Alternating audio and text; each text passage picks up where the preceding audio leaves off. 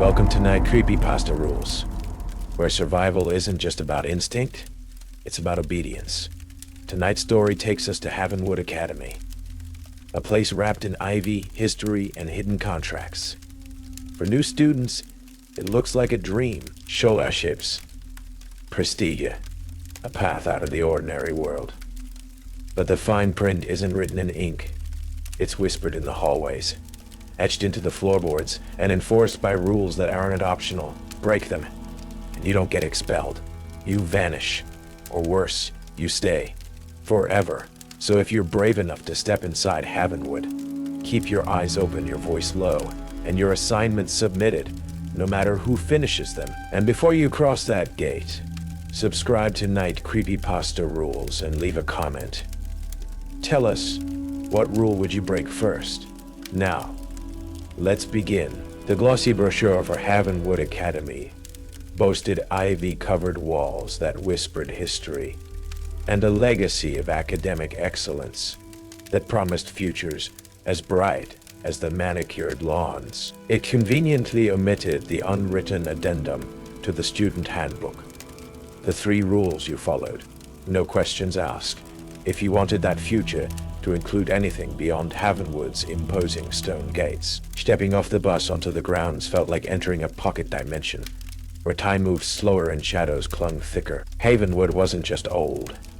It felt ancient, weathered, the stern Gothic architecture looming under a perpetually overcast sky, the ivy clinging perhaps a little too tightly, covering who knew what beneath. My scholarship here was supposed to be a fresh start, an escape route from the crumbling life back home. But the silence that pressed in as the bus pulled away felt less like peace and more like waiting. Juniper Bell? Juniper Bell, a friendly, slightly nervous voice broke the quiet. A guy, maybe a year older, lean, with restless eyes, offered a quick smile. I'm Milo Ingram, senior guide, apparently. Welcome to the hallowed halls. He led me inside, his footsteps echoing unnervingly loud on the polished but worn flagstones. The air hung heavy, smelling of floor wax, old paper, disinfectant, and something else, something metallic, almost like old blood, faint but persistent beneath the surface. Strange symbols, not quite graffiti, not quite anything recognizable, were subtly etched into the dark wood panels and ancient window frames. Portraits of past headmasters stared down with cold, severe eyes that seemed to track our progress. Milo kept up a stream of chatter about classes and clubs, but his eyes never stopped moving, scanning the corridors, the shadowed alcoves. In the echoing cavernous cafeteria, he subtly steered me away from a lone figure at a corner table. Stellan Graves, Milo murmured, his voice dropping.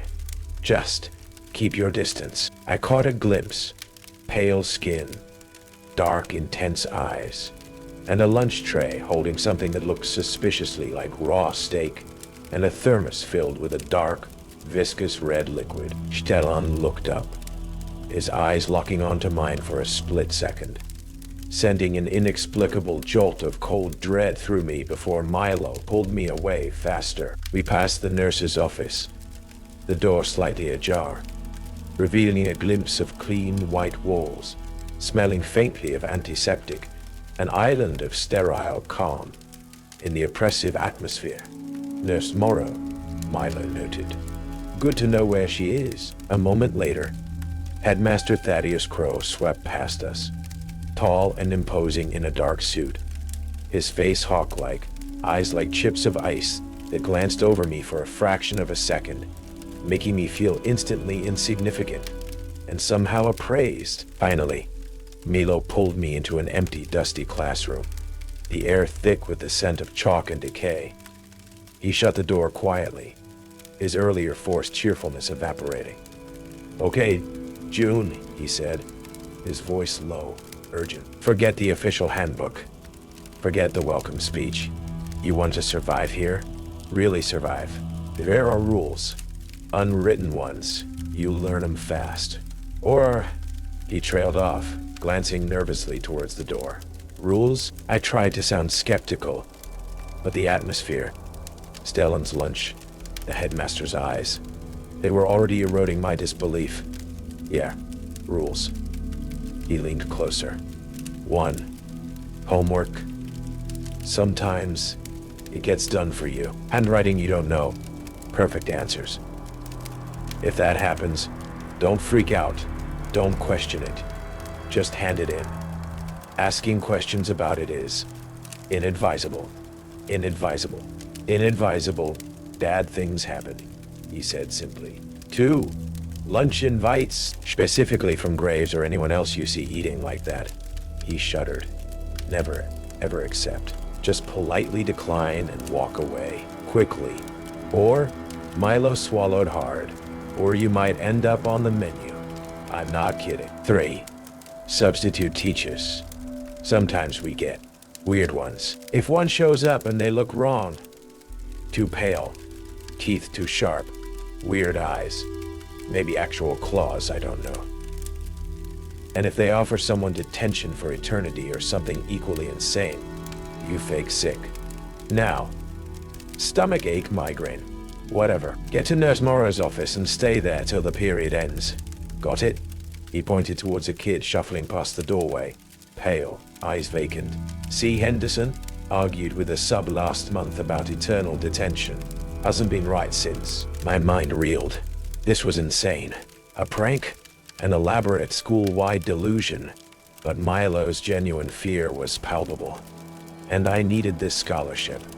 I couldn't afford to get kicked out for breaking rules I didn't even know existed. Okay, I whispered, my voice barely audible. Okay, I got it. My first history class was a blur, the weight of the rules pressing down on me. The assignment given at the end felt impossibly hard, requiring obscure knowledge I definitely didn't have. I spent hours that night staring blankly at the textbook in my small dorm room, the wind howling outside my window like something trying to get in. The next morning, the history paper sat on my desk, completed, every question answered in elegant, looping cursive, utterly unlike my own frantic scrawl. The answers looked meticulously researched, perfectly articulated. It was an A paper, no question. My blood ran cold. My blood ran cold. And there, tucked into the bottom right corner of the last page, almost hidden, was a tiny, intricate drawing. An open, staring eye, weeping a single tear, surrounded by needle-sharp teeth. My hand trembled as I placed the impossibly perfect history paper on Mr. Davies' desk the next morning. He barely glanced at it, his eyes skittering nervously around the classroom, before stamping it with an "A," without even reading past the first line. But as he handed it back, his gaze met mine for a fleeting second, filled with something that looked disturbingly like pity. Rule 1. Submitted anyway. Easy to say, harder to live with the cold knot of dread tightening in my stomach. The worst part? One essay question had asked about motivations behind historical events, and the elegant cursive had answered with chilling accuracy, somehow referencing a specific childhood fear I'd never told anyone about, weaving it into the historical context essays. If it knew the inside of my head, this wasn't just help. It felt like violation.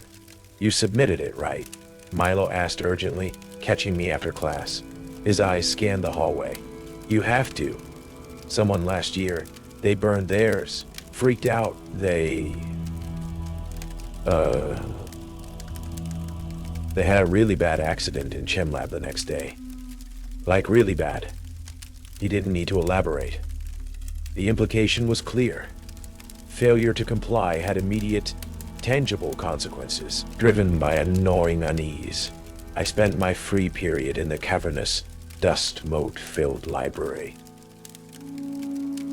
The official school histories were glossy and sanitized, but the older archived yearbooks told a different story in the margins and redacted sections. Captions under smiling photos mentioned students transferred abruptly, took extended medical leave, or simply vanished between one year and the next. especially those noted for sudden, miraculous academic improvement. The Ghost Rider wasn't a new phenomenon. Getting lost on the way back to my dorm felt almost inevitable. The hallways in the older West Wing seemed longer than they should have been. A turn I swore was correct led me to a dead end I hadn't seen before. The air unnaturally cold, smelling faintly of decay. Doubling back, I felt a distinct presence behind me. The soft, scuffing sound of footsteps echoing my own, always just out of sight around the corner. Whispers seemed to snake from the ventilation grates, too faint to understand but carrying my name. Juniper Bell? I practically ran the last 50 yards back to the main hall. Heart hammering, convinced the building itself was watching, playing tricks on me. The paranoia was no longer a vague unease. It felt targeted. That feeling solidified in the cafeteria the next day. I was trying to eat my questionable Salisbury steak, surrounded by the usual lunchtime cacophony, when a hush fell over the tables nearest mine. Stellan Graves stood beside me, his tray holding only a slab of raw liver and his thermos of dark red liquid. He wasn't just offering an invite this time. He had subtly positioned himself, blocking my easiest path away from the table. "Join me, Juniper," he said, his voice soft, almost toneless, but his pale eyes held a predatory gleam. "We have much to discuss." Rule E2 screamed in my head. "Never accept." "No, thank you, Stellan," I said, forcing a polite smile, my insides twisting into icy knots. "I'm meeting Milo." I deliberately looked past him, towards the entrance where Milo usually waited. Stellan's pale face didn't register anger, just a flicker of something cold and calculating in his eyes. The temperature around our table seemed to drop several degrees. "A pity," he murmured, then glided away as silently as he'd appeared. The students nearby visibly relaxed, resuming their chatter, but kept casting uneasy glances my way. I quickly gathered my tray, my appetite gone, and practically bolted from the cafeteria. Later, opening my locker, a small, perfectly formed dead sparrow lay inside on top of my textbooks. No sign of how it got there, just a silent, chilling message. The strangeness escalated rapidly after that. Doors didn't just creak open. They slammed shut behind me in empty hallways. The portraits lining the main staircase no longer just seemed watchful. Their eyes demonstrably followed me as I walked past, the painted pupils tracking my movement. Whispers became clearer, sometimes seeming to emanate from empty classrooms, calling my name or repeating fragments of my own worried thoughts. Cold spots became intense pockets of freezing air that left my skin numb. Milo grew increasingly agitated, his friendly guidance turning into urgent warnings. "It's getting worse, June," he whispered, pulling me aside between classes. "The atmosphere. It's heavier. Something's wrong." "It's heavier. Something's wrong," heard Henderson, the kid who argued with the sub. "He's in the infirmary now, catatonic." He gripped my arm.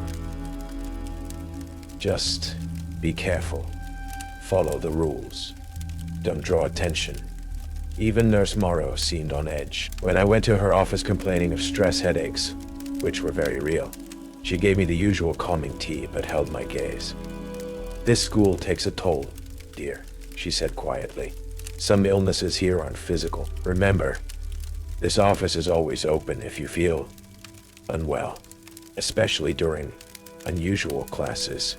A clear, coded warning. Headmaster Crow convened a special assembly, striding onto the auditorium stage, his presence commanding immediate, fearful silence. He spoke eloquently about Havenwood's storied history, its unique learning environment, and the absolute necessity of embracing our traditions.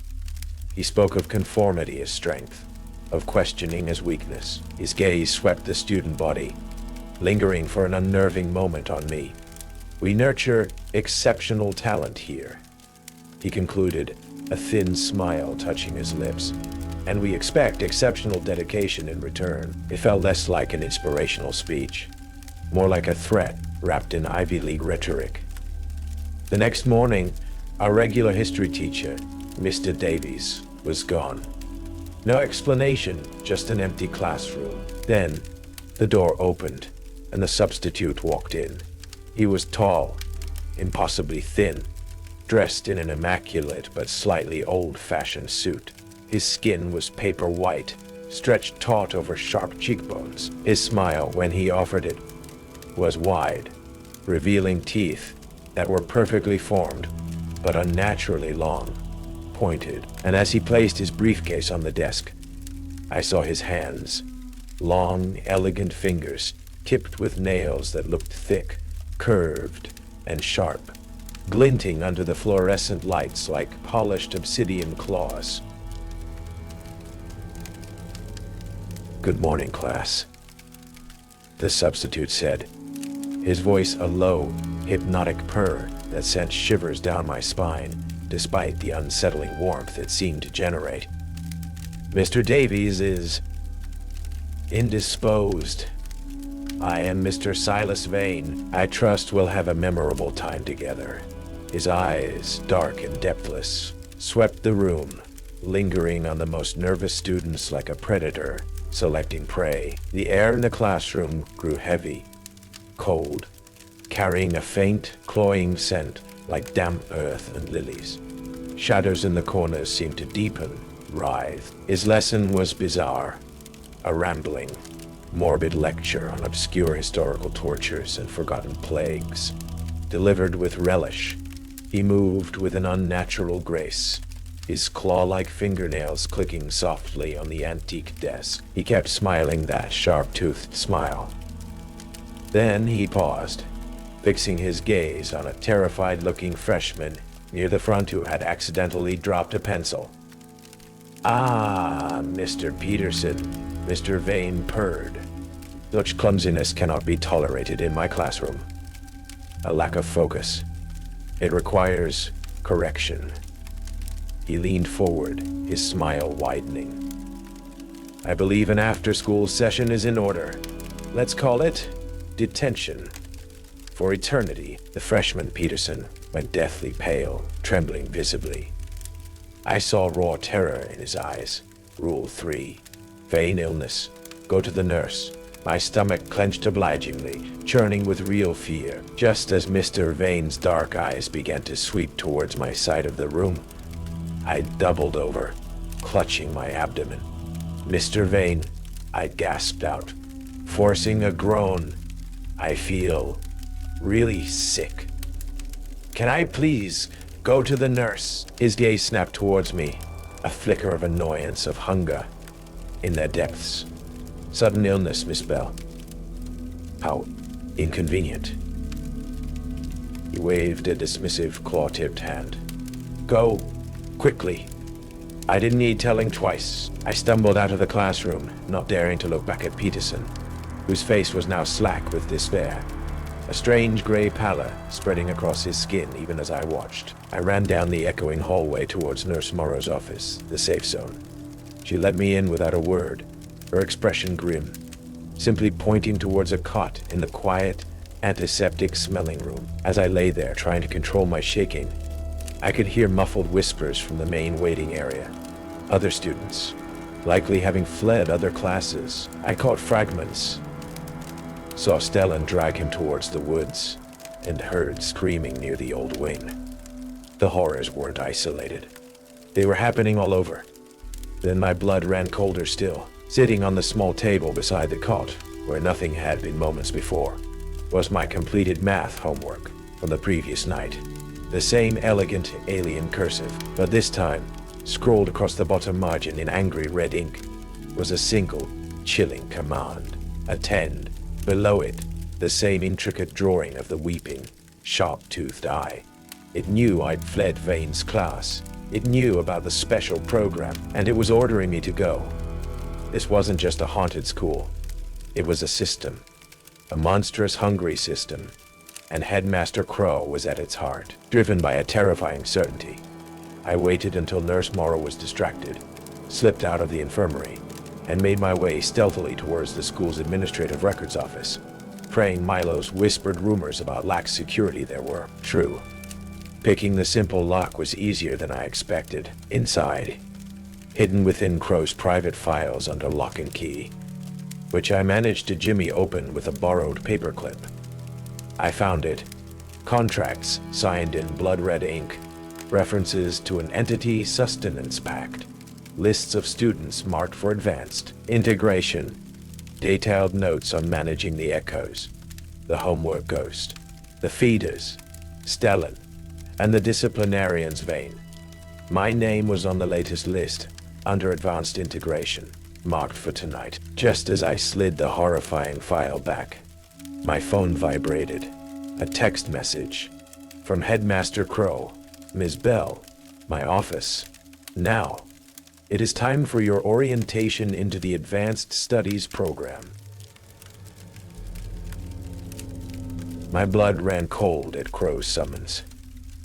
The casual command more terrifying than any overt threat. He knew I'd found the files. This wasn't an orientation. It was a reckoning. As I walked numbly towards the administration block, Milo intercepted me, his face pale, eyes wide with shared dread. "June, don't," he whispered urgently, grabbing my arm.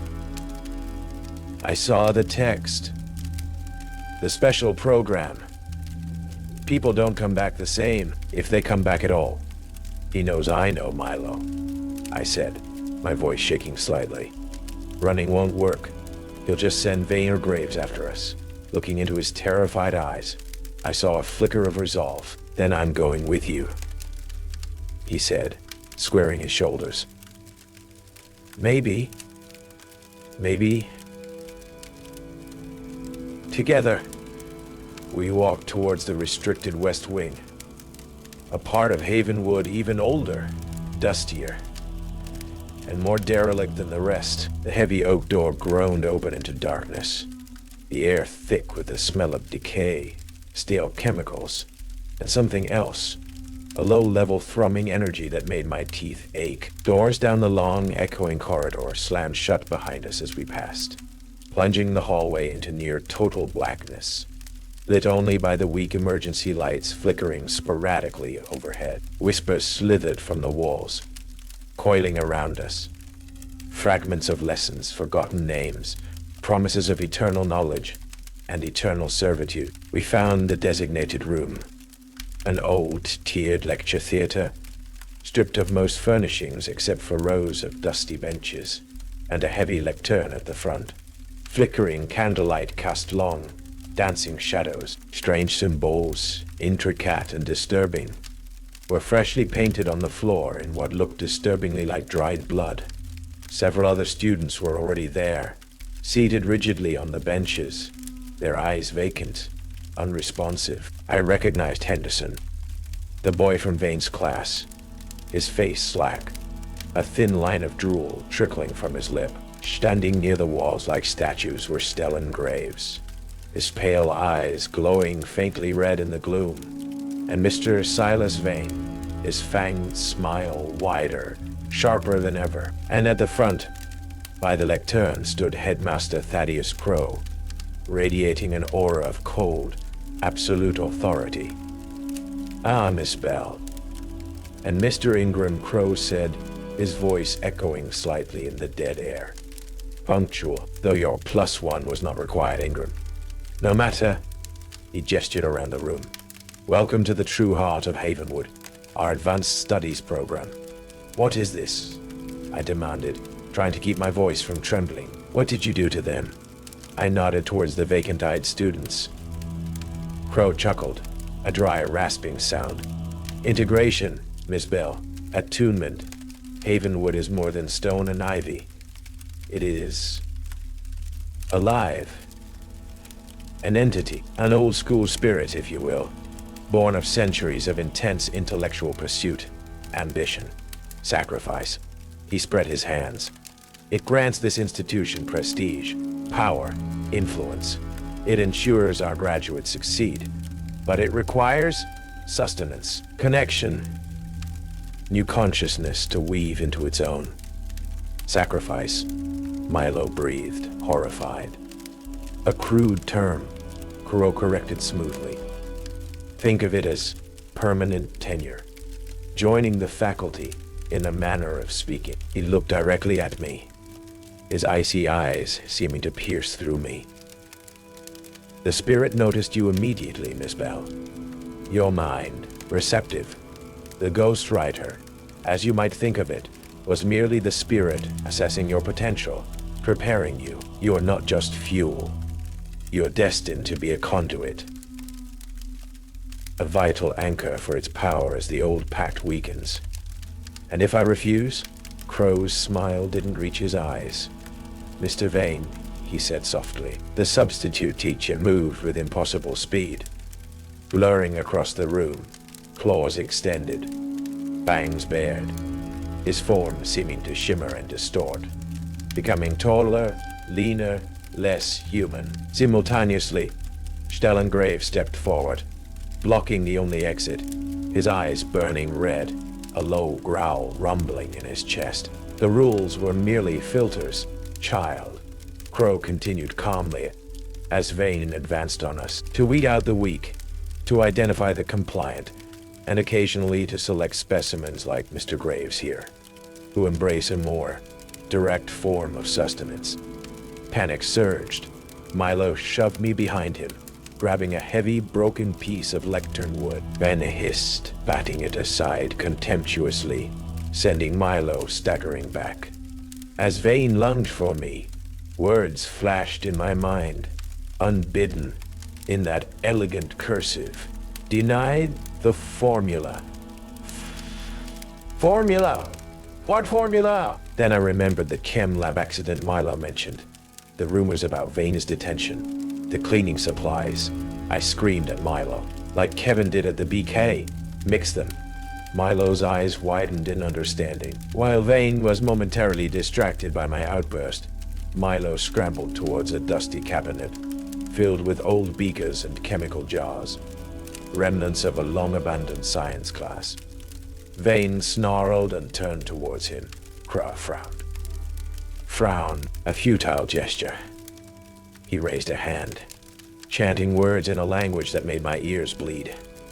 The symbols on the floor began to glow fiercely. The walls seemed to warp, shadows detaching, coalescing into grasping tendrils. The vacant-eyed students began to moan, a low, horrible chorus. Stellengraves let out a chilling howl and started towards me, moving with unnatural speed. Desperate, I looked around. Another message scrolled across the dusty blackboard, appearing letter by elegant letter. Room 11 echoes. Scissors cut the thread. Room 11? Scissors? It made no sense, but I was out of options. I yelled the first thing that came to mind, recalling the terror from the in-story. Stellan! Rule 1. Someone asked if it was still 1997. It was absurd, nonsensical, but Stellan paused. His red eyes flickered with momentary confusion. Head cocked. That brief hesitation was all Milo needed. He upended 2 large jars, one cloudy, one clear, onto the floor between himself and the advancing Mr. Vane. The chemicals hit the dusty floor, reacting instantly with a violent hiss, spewing thick, choking clouds of acrid gas. Vane shrieked as the fumes enveloped him, his form flickering, momentarily losing cohesion. Crow choked, his chant faltering. The shadow tendrils recoiled, the glowing symbols dimmed slightly. Now, June, Milo yelled, coughing. Crow regained control, his face contorted in fury. Insolence! He pointed a finger at me, words of power forming on his lips. But as he did, I remembered the other part of the message. Scissors cut the thread. I didn't have scissors, but I had the memory, the idea. I focused on the connection I'd felt to the ghostwriter, the entity, the school's strange energy, and screamed the most paradoxical thing I could think of, pouring all my fear and defiance into it. Rule 1 is a lie. The homework isn't right. You can't know my thoughts. It felt like severing a taut wire, A psychic backlash slammed through the room. The Ghost Rider's presence, which had felt almost tangible, vanished abruptly. The glowing symbols on the floor extinguished completely. Crow cried out, clutching his head, staggering back as if struck. Mr. Vane, weakened by the gas, shrieked and dissolved into oily black smoke. Stellan Graves howled in pain, clutching his temples, momentarily stunned. The connection, the ritual, whatever it was broken. At least for now. "Run!" Milo screamed, grabbing my arm. We bolted past the stunned Stellan, out of the lecture theater, back into the dark, shifting corridors of the West Wing, as Crow's enraged screams echoed behind us, promising retribution, promising there was no escape from Havenwood. We didn't stop running, down shadowed corridors that seemed to twist and lengthen before us, past classroom doors that slammed shut as we approached, the echoes of Crow's enraged screams pursuing us like phantom hounds. The West Wing felt alive now, actively hostile. Shadows pooled thickly, seeming to reach for us, whispers slithering from cracks in the plaster, whispering our names, whispering threats of eternal detention. Once, a section of the hallway floor ahead of us buckled inwards, revealing a glimpse of churning darkness below before sealing itself again. "This way," Milo gasped, yanking me into a side passage obscured by a fallen tapestry depicting some forgotten school triumph. It led to a small, cramped space, an old records annex, judging by the overflowing boxes and filing cabinets coated in decades of dust. He shoved the tapestry back into place just as heavy footsteps pounded past in the main corridor. Stellan Graves. I recognized the deliberate, slightly dragging gait. We huddled in the near darkness, listening to the sounds of the hunt. Distant shouts, doors being thrown open, the unnerving, rhythmic chanting of the attuned students echoing faintly. "He controls them," Milo breathed, eyes wide with terror. "The headmaster.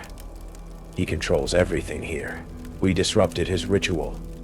He won't let us leave alive." The full weight of it crashed down on me. Crow wasn't just maintaining a pact. He was the pact, or its primary beneficiary, feeding the school's dark spirit with the potential and life force of its students. The Ghost Rider, the rules, the substitutes, all part of an elaborate, monstrous system for selection and consumption. And I was meant to be its newest, brightest star. "We have to get out," I whispered, more to convince myself than Milo. There has to be a way. Fueled by desperation, we started searching the cramped annex. Most boxes held mundane, crumbling records, old enrollment forms, disciplinary notes from the 19th century. But in a heavy metal filing cabinet tucked in the back corner, wedged behind drawers, fused shut with rust, Milo found it. A rolled-up sheath of brittle architectural diagrams, old blueprints of the original Havenwood structure. We spread them carefully on the dusty floor. And there it was. A network of service tunnels shown beneath the West Wing and the main building, dating back to the school's initial construction. One tunnel, marked only with a faint dotted line and a cryptic symbol resembling Abernathy's spiral from the Burger King story. Wait, wrong story, resembling the eye and teeth doodle from my homework, appeared to lead beyond the main foundations, towards the dark woods bordering the campus. An escape route? Or another trap? "This has to be it," Milo breathed, tracing the dotted line with a trembling finger. An old access tunnel, maybe sealed off, maybe forgotten. His words were cut short by a loud crash from the corridor outside, followed by Stellan Graves's cold, toneless voice calling my name. "Juniper Bell. The headmaster requires your presence. Do not prolong the inevitable." Heavy footsteps began moving deliberately towards the annex door. They knew where we were. There was no time. Following the brittle map, praying it was accurate, we found a loose flagstone hidden beneath a rotten rug in the corner of the annex. Below it, a dark opening revealed rough-hewn stone steps descending into blackness, thick with the smell of damp earth and something else. Something indefinably old and stagnant. Hearing the annex door handle rattle, we didn't hesitate, pulling the flagstone mostly shut above us and plunging into the oppressive dark of the tunnels. The journey was a nightmare. The air was cold, wet, the darkness absolute, save for the weak beam of Milo's phone flashlight. Water dripped constantly, echoing strangely. We stumbled over unseen obstacles, splashed through ankle-deep puddles of icy water. Faint scratching sounds skidded just beyond the light's reach, and cold drafts whispered past, sometimes sounding disturbingly like Crow's voice, or Vane's hiss, or the vacant moaning of the attuned students. Once, the light flickered over old, rusted shackles, bolted to the tunnel wall, hinting at the true purpose these passages might have once served. It felt like traversing the buried history of Havenwood's cruelty. After what felt like hours, the air began to change, smelling less of stagnant water and more of pine needles and wet leaves. The tunnel floor sloped upwards. Ahead, a faint square of gray light beckoned, a rusted iron grate, partially blocked by roots, but offering a view of overcast sky and dark trees. Freedom. With frantic effort, we managed to shoulder the grate open enough to squeeze through, emerging scratched and filthy into the dense woods bordering Havenwood's sprawling grounds. We could see the perimeter fence just 100 yards away, and beyond it, the road, the promise of the outside world. Relief, fierce and intoxicating, surged through me. We'd made it. I took a step towards the fence, then another. I took a step towards the fence, then another, and stopped, a wave of sickening nausea washing over me. It felt like hitting an invisible wall, a psychic barrier that pushed back, making my head spin, flashing images of the ritual room, of Crow's cold eyes behind my eyelids. I tried again, forcing myself forward, but the pressure intensified, the whispers returning, coiling around my thoughts, telling me I belonged here, that escape was futile, that the curriculum wasn't finished with me. Milo, trying to push past the boundary beside me, cried out and staggered back, clutching his head. It won't let us go, he choked out, despair clear in his voice. We know too much. We're part of it now. He was right. Defeating Crow's ritual hadn't freed us. It had merely changed our position within the system. The knowledge, the connection forged in that theater, had tethered us to Havenwood as surely as any physical chains. We could leave the building, but not its influence. Standing there at the edge of the woods, looking back at the Gothic spires of the Academy silhouetted against the gray sky, a cold, weary certainty settled over me. A cold, weary certainty settled over me. If we couldn't escape it, perhaps we had to control it. Time moves differently at Havenwood. Years passed, marked by the changing seasons outside the gates. But within, the cycle ground on. Headmaster Crow, weakened by the backlash and my defiance, never fully regained his former power. His influence waned, challenged by the disruption I represented. Eventually, quietly, he was retired, gone, leaving a vacuum. The final scene finds me in the headmaster's imposing office. Older, yes. The last traces of youthful hope replaced by a quiet, watchful gravity.